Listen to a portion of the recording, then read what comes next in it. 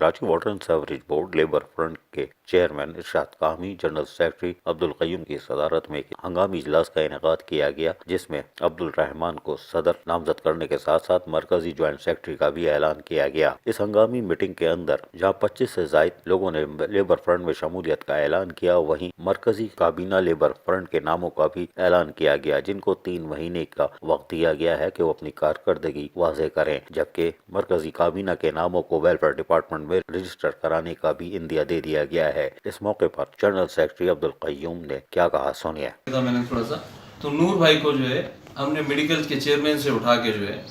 ان کی چیئرمینی آج ختم میڈیکل کی، شکر، اور ان کو جو ہے ہم نے مرکزی جوائنٹ سیکرٹری جو ہے نا،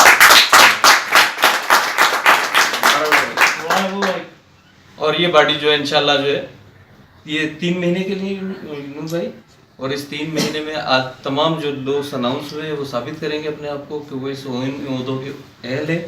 اور اس میں جو ہے کامی صاحب جب تک یہ ساری رجسٹریشن بنا لیں گے یہ سارے عہدے جو ہے رجسٹرڈ کرنے کے لیے لیبر ڈپارٹمنٹ انشاءاللہ بھیج دیں گے۔ ایک تو یہ ہو گئی، بات ختم ہو گئی۔ اب اگلا مسئلہ یہ ہے کہ ہمارے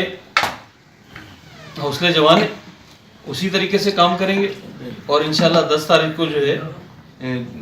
اتوار تو نہیں آ رہا 10 کو پیر آ رہا ہے، تو منگل کو 11 تاریخ کو ہم جو ہے کارساز پہ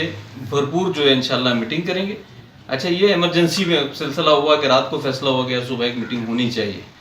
تو وہ میٹنگ ہم نے کر لی اور سارے ساتھیوں کا یہ پیغام باہر چلا جائے گا۔ Karachi water and sewerage board labour front سے 25 سے زائد افراد کی علیحدگی کے بعد اس ہنگامی اجلاس میں مزید حکمت عملی طے کی گئی، اور 10 فروری کو کارساز میں ہونے والے اجلاس میں مزید حکمت عملی طے کی جائے گی۔ عزیز عارف، KBS بلدیاتی نیوز، کراچی۔